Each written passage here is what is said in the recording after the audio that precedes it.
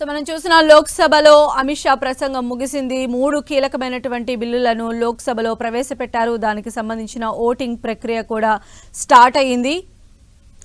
131వ రాజ్యాంగ సవరణ బిల్లు పైన ప్రస్తుతం ఓటింగ్ అనేది జరుగుతోంది.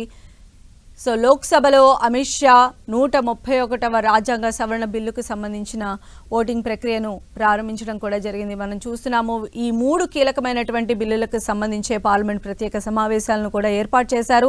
అందులో భాగంగానే మహిళా బిల్లు, అదేవిధంగా డీలిమిటేషన్, ఈ బిల్లులన్నిటికీ సంబంధించి చర్చ కూడా జరిగింది. కొద్దిసేపటి క్రితమే అమిత్ షా ప్రసంగం కూడా ముగిసింది. ప్రస్తుతం అయితే 131 రాజ్యాంగ సవరణ బిల్లు పైన ఓటింగ్ జరుగుతోంది.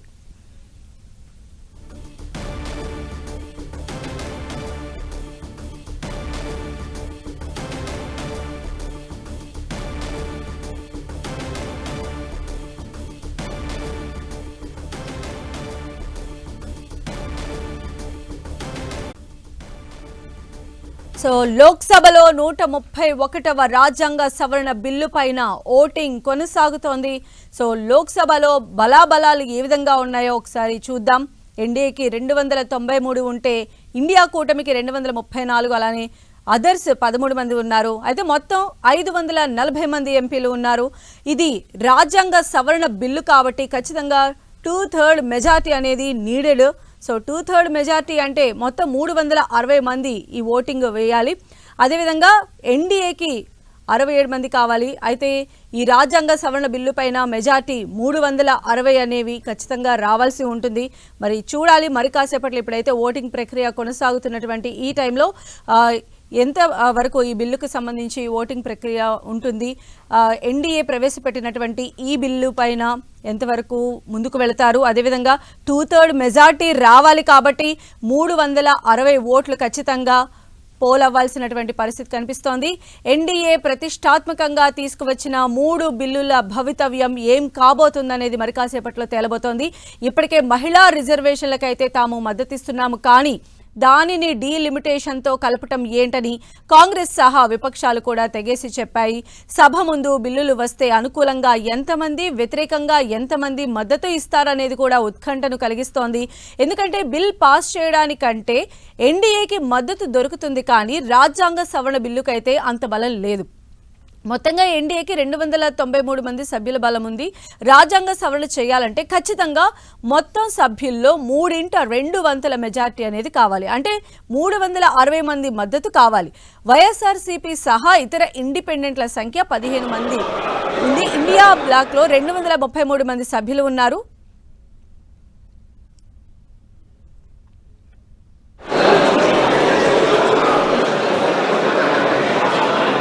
अब महासचिव मतदान की प्रक्रिया के बारे में बताएंगे।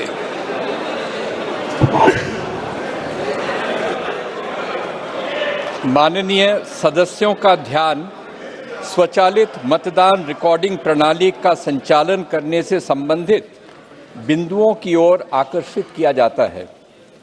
प्रत्येक माननीय सदस्य को मत विभाजन आरंभ होने से पूर्व अपना स्थान ग्रहण करना चाहिए और इस प्रणाली का संचालन उस स्थान से ही करना चाहिए। जब माननीय अध्यक्ष अब मत विभाजन बोलेंगे तो महासचिव मतदान बटन को एक्टिवेट करेंगे और इसके साथ साथ गोंग की ध्वनि सुनाई देगी।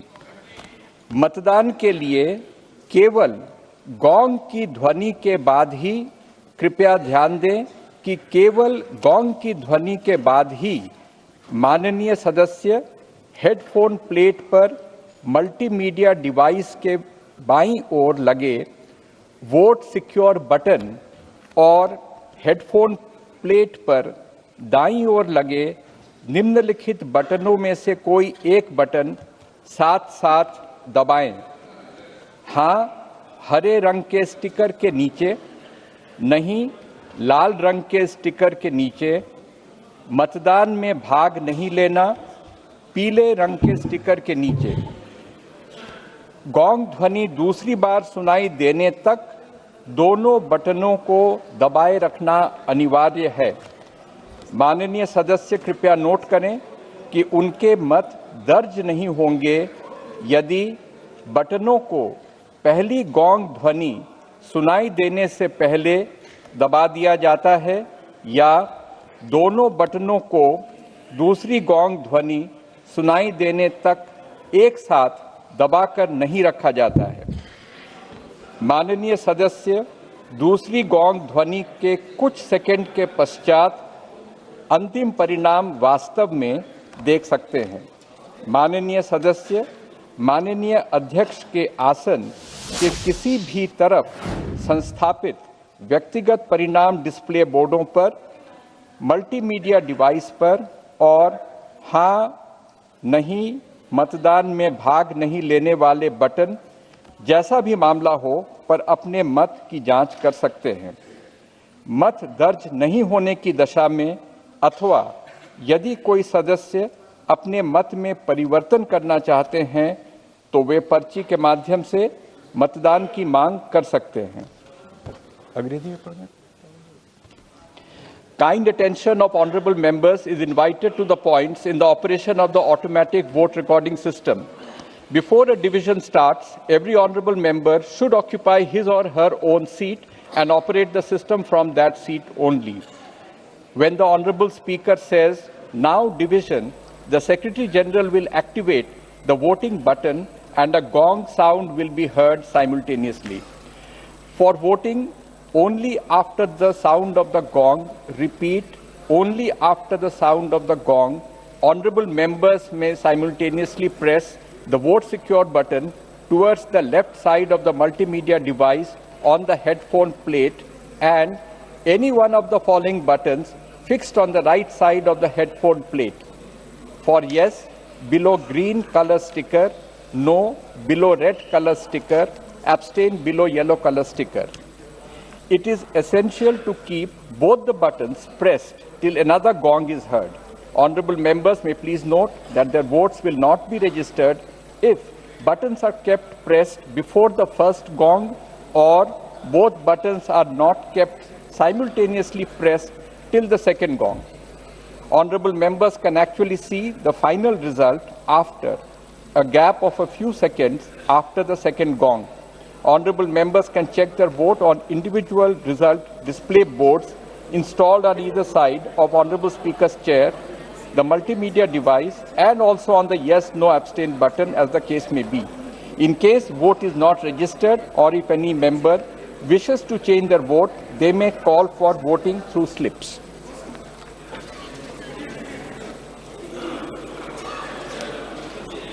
अब मत विभाजन।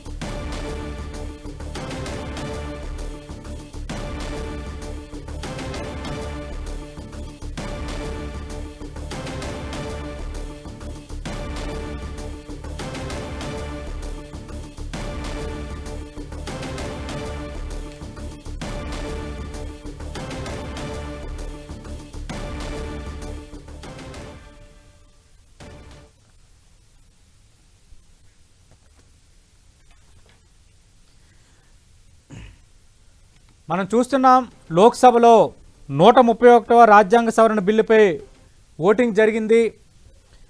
అనుకూలంగా 278 మంది ఓటేశారు, వ్యతిరేకంగా 211 మంది వేశారు. మొత్తం 489 మంది ఓటు హక్కు వినియోగించుకున్న సందర్భం కనిపిస్తోంది. 131వ రాజ్యాంగ సవరణకు తిరస్కరణ ఎదురైంది. ఒక రకంగా 131వ రాజ్యాంగ సవరణ బిల్లు వీగిపోయింది. మళ్ళీ ఇప్పుడు ఏం జరగబోతుందన్నది ఆసక్తి రేపుతోంది. ఎందుకంటే నిన్నటి నుంచి చర్చ జరుగుతోంది. ఓటింగ్ జరిగితే ఎలాంటి పరిణామాలు చోటు చేసుకోవచ్చు అన్న చర్చ అయితే జరుగుతోంది. బలాబలాల పరంగా చూసుకుంటే మొత్తం 540 మంది ఎంపీలు హాజరయ్యే వాతావరణం లేదు. ఒకవేళ హాజరై ఉంటే 360 అనేది బిల్లు పాస్ కావడానికి అనుకూలమైన నెంబర్గా ఉంది. కానీ ఎన్డీఏకి 67 మంది తక్కువ ఉన్నారు. ఇలాంటి నేపథ్యంలో మరి ఎన్డీఏకి 293 మంది, ఇండియా కూటమికి 234 మంది ఉన్నారు కాబట్టి, ఇతరుల 13 మంది ఉన్నారు కాబట్టి ఏం జరగబోతుందని దేశవ్యాప్తంగా ఉత్కంఠగా ఎదురు చూస్తున్న సందర్భం రానే వచ్చింది. ఓటింగ్ జరిగింది. లోక్సభలో 131వ రాజ్యాంగ సవరణ బిల్లు వీగిపోయింది. దానికి సంబంధించిన బ్రేకింగ్ న్యూస్ మనం చూస్తున్నాం. మరి ఇప్పుడు ఏం జరగబోతోంది అన్నది ఆసక్తి రేపుతోంది.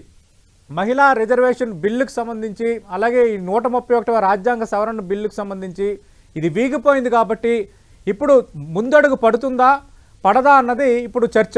ఎందుకంటే దీనికి సంబంధించి గత 2 రోజులుగా అటు లోక్సభలో చాలా సుదీర్ఘమైన చర్చ జరుగుతోంది. అటు ప్రతిపక్ష నేతగా ఉన్న రాహుల్ గాంధీతో పాటు మిగతా అన్ని పార్టీల ఎంపీలు మాట్లాడారు. అలాగే కరెక్ట్గా ఈ బిల్లు ఓటింగ్కి ముందు అమిత్ షా దీనికి సంబంధించి వివరణ ఇచ్చే ప్రయత్నం చేశారు. సవివరంగా మాకు బిల్లు కావాలంటే మొత్తం రాష్ట్రాల వారికి 1 గంటలో ప్రతి లోక్సభ సభ్యుడికి టేబుల్ దగ్గరికి అందజేస్తామని అమిత్ షా ప్రకటించారు. బట్ వేరేస్ ఇప్పుడు బిల్లు విషయానికి వచ్చేసరికి 131వ రాజ్యాంగ సవరణ బిల్లు వీగిపోయింది కాబట్టి ఇప్పుడు వాట్ నెక్స్ట్ అనే ప్రశ్న ఇప్పుడు మన ముందు ఉంది. ఇప్పుడు సభలో ఏం జరగబోతోంది, అలాగే ఈ డీలిమిటేషన్ మహిళా రిజర్వేషన్ బిల్లు లింకును విపక్షాలు వ్యతిరేకిస్తున్నాయి కాబట్టి వాటికి సంబంధించిన ఫర్దర్ స్టెప్ ఏం పడబోతుందని అందరూ ఆసక్తిగా ఎదురు చూస్తున్నారు. మొత్తంగా ఓటింగ్ సంబంధించి మనం చూస్తే 489 ఓట్లు పోలయ్యాయి. యాక్చువల్గా 545 ఓట్లలో 2 ఆంగ్లో ఇండియన్స్ తీసేస్తే 543 మంది ఓటు హక్కు వినియోగించుకునే వాతావరణం. కానీ 540 అనేది అటు లోక్సభ ఈరోజు ఫైనల్గా ఆన్ రికార్డుగా నెంబర్ చూపించిన నేపథ్యంలో పూర్తి స్థాయిలో సభ్యులు హాజరైతే 360 మంది సభ్యులు కావాల్సిన వాతావరణం. కానీ ఈరోజు 489 మంది ఓటేశారు. అనుకూలంగా 278 మంది వేశారు, వ్యతిరేకంగా 211 మంది వేశారు. అంటే అటు ఇటు తేల్చిన వాళ్ళు 0. అంటే 489 మంది ఎంపీలు మాత్రమే ఈరోజు సభలో ఓటింగ్లో పాల్గొన్నారు. బిల్లుకు వ్యతిరేకంగా 211 మంది ఓట్లు వేయడంతో మొత్తం పోలైన ఓట్లలో బిల్లు 131వ రాజ్యాంగ సవరణ బిల్లు వీగిపోయింది, తిరస్కరణకు గురైంది. ఒక రకంగా చెప్పాలంటే బిల్లు వీగిపోయిన నేపథ్యంలో ఇప్పుడు ఏం జరగబోతుందన్న ఆసక్తి అందులోనూ నెలకొంది. చూద్దాం ఇప్పుడు నెక్స్ట్ ఏం జరగబోతోంది. ఇప్పుడున్న పరిస్థితుల్లో బిల్లు వీగిపోయింది కాబట్టి 1 గంటలో అందరికీ బిల్లు ఇస్తామని అమిత్ షా అన్నారు కాబట్టి దానికి సంబంధించి వివరాలు ఇస్తారా, మళ్ళీ లోక్సభలో చర్చ ఏమైనా జరుగుతుందా, ఇప్పుడు కేంద్రం వేయబోయే నెక్స్ట్ స్టెప్ ఏంటనేది ఇప్పుడు ఆసక్తి రేపుతోంది.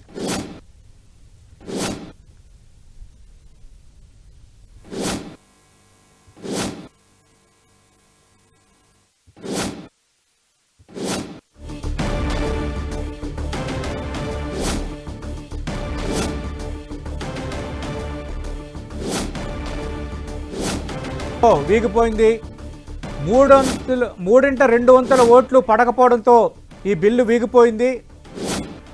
మొత్తం దేశవ్యాప్తంగా దీనిపై ఉత్కంఠ నెలకొంది. బలాబలాల పరంగా ఎన్డీఏకి కష్టమైన వాతావరణం క్రియేట్ అయినప్పటికీ సభ్యులు ఏమైనా వాకౌట్ చేస్తారా, లేదంటే ఎలాంటి డ్రామా క్రియేట్ కాబోతుంది లోక్సభలో అంటూ అందరూ ఆసక్తిగా ఎదురు చూశారు. కానీ నిన్నటి నుంచి అందరూ కొంత అంచనా వేస్తున్నట్టుగానే బిల్లు వీగిపోయింది. 300-200 మెజార్టీ సాధించడంలో బిల్లుకు అనుకూలంగా ఒక రకంగా ప్రస్తున్న ఎన్డీఏ సర్కార్ ఒక రకంగా కరెక్ట్గా మేనేజ్ చేసుకోలేకపోయింది అనేది క్లియర్ కట్గా అర్థమవుతోంది.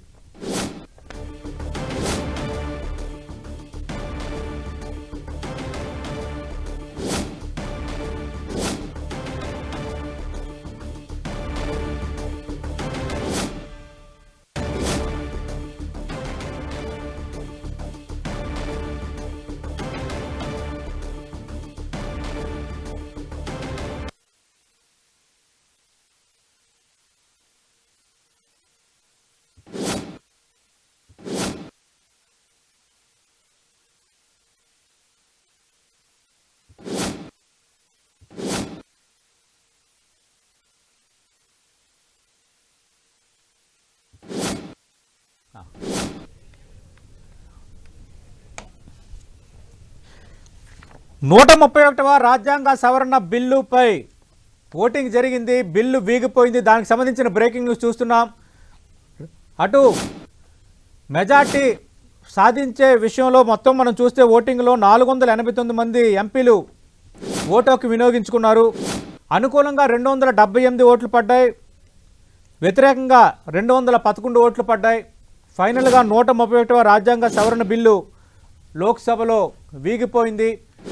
ఇప్పుడు నెక్స్ట్ ఏం జరగబోతోంది, కేంద్రం ఎలాంటి అడుగు వేయబోతుంది అన్నది ఇప్పుడు అందరూ ఆసక్తిగా ఎదురు చూస్తున్నారు. దీనికి సంబంధించి గత 2 రోజులుగా పూర్తిగా సుదీర్ఘ చర్చ జరిగింది. ఈరోజు కరెక్ట్గా ఓటింగ్కి ముందు దీనిపైన విపక్షాల ఆరోపణలపైన గతంలో అటు కాంగ్రెస్ ప్రభుత్వం కానీ మిగతా ప్రభుత్వాలు మహిళా రిజర్వేషన్ బిల్లు డీలిమిటేషన్పై ఎలా వ్యవహరించాయన్న అంశానికి సంబంధించి కేంద్ర హోంమంత్రి అమిత్ షా సవివరంగా సమాధానం ఇచ్చారు. అమిత్ షా ప్రసంగం ముగిసిన వెంటనే ప్రధాని నరేంద్ర మోదీ సభకు చేరుకున్న వెంటనే ఓటింగ్ ప్రారంభమైంది. ఓటింగ్లో 489 ఓట్స్ పోలైతే అనుకూలంగా 278, వ్యతిరేకంగా 211 ఓట్లు పోలవడంతో రాజ్యాంగ సవరణ బిల్లు వీగిపోయింది.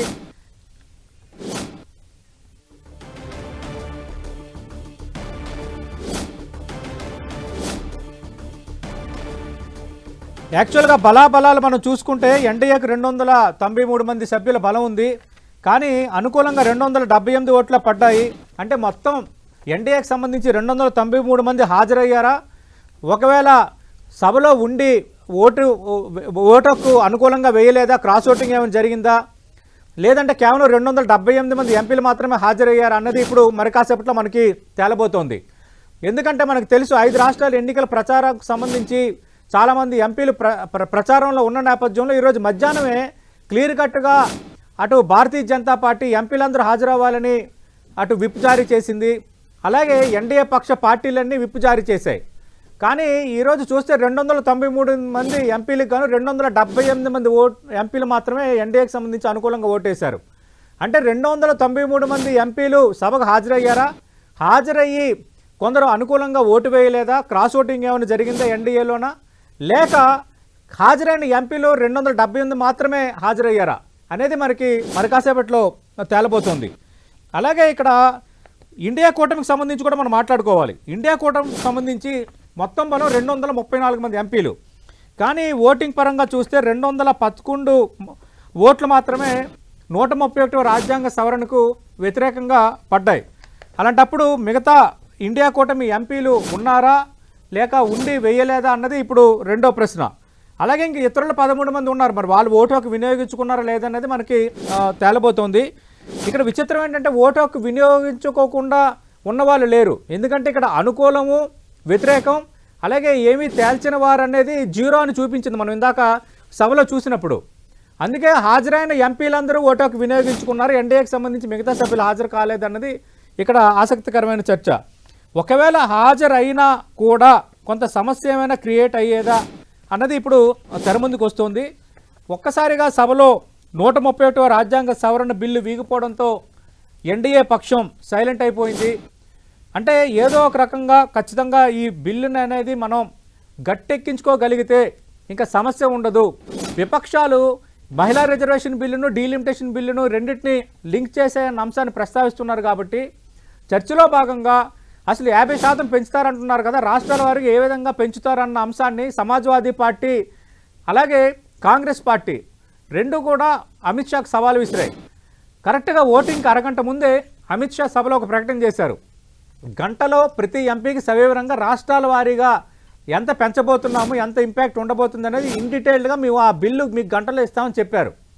ఇలాంటి వాతావరణంలో కొంత సానుకూల వాతావరణం ఏమైనా క్రియేట్ అయిందా? 131వ రాజ్యాంగ సవరణ బిల్లు సాఫీగానే ముందుకు వెళ్ళబోతుందా అన్న అందరూ అనుకున్నారు. కానీ సీన్ కట్ చేస్తే 326 ఓట్లు రాకపోవడంతో ఈ మహిళా డీలిమిటేషన్ బిల్లు అయితే వీగిపోయింది. प्लीज अपनी अपनी सीट पे बैठिए।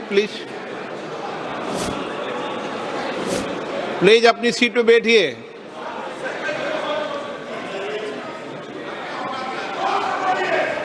प्रश्न ये था कि भारत के संविधान का और संशोधन करने वाले विधेयक पर विचार किए जाए। शुद्धि के अद्यतन मत विभाजन इस प्रकार है।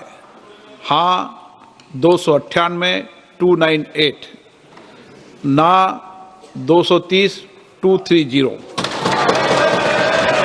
प्रस्ताव संविधान के अनुच्छेद 368 के उपबंधों के अनुसार सभा की कुल सदस्य संख्या के बहुमत द्वारा तथा सभा के उपस्थित और मत देने वाले सदस्यों के कम से कम 2/3 बहुमत द्वारा पारित नहीं हुआ। अब इस संविधान संशोधन पर विधेयक पर आगे की कार्रवाई करना संभव नहीं है। अतः संघ राज्य क्षेत्र विधि संशोधन विधेयक 2026 तथा परिसीमन विधेयक 2026 के संबंध में आगे की कार्रवाई पर निर्णय लेना है। माननीय संसदीय कार्य मंत्री जी। Honorable Speaker, sir, besides the Constitution 131st Amendment Bill, we have two other bills, namely the Union Territories Laws Amendment Bill 26 and the Delimitation Bill 2026, which are intrinsically interrelated with the Constitution 131st Bill. So it cannot be viewed from the isolation. स्थिति से माननीय सभापति महोदय, जो नतीजा आया है, ये इतना ऐतिहासिक और महत्वपूर्ण बिल पर देश का महिलाओं को अब सम्मान अधिकार देने का जो बिल है, इसको विपक्ष ने साथ नहीं दिया। बहुत खेद की बात है और इस ऐतिहासिक पल को आप अपना एक मौका था, आपने गंवाया है। आदरणीय नरेंद्र मोदी जी के नेतृत्व में महिलाओं को जो सम्मान देने का, अधिकार देने का हमारा अभियान जारी रहेगा और हम अधिकार दे के ही रहेंगे आगे। अब सभा की कार्रवाई आगे दो शेष जो बिल्स है उसको आगे नहीं बढ़ाने का मैं अनुरोध करता हूं। सभा की कार्रवाई कल दिनांक 18 अप्रैल 2026 को प्रातः 11 बजे तक के लिए स्थगित की जाती है।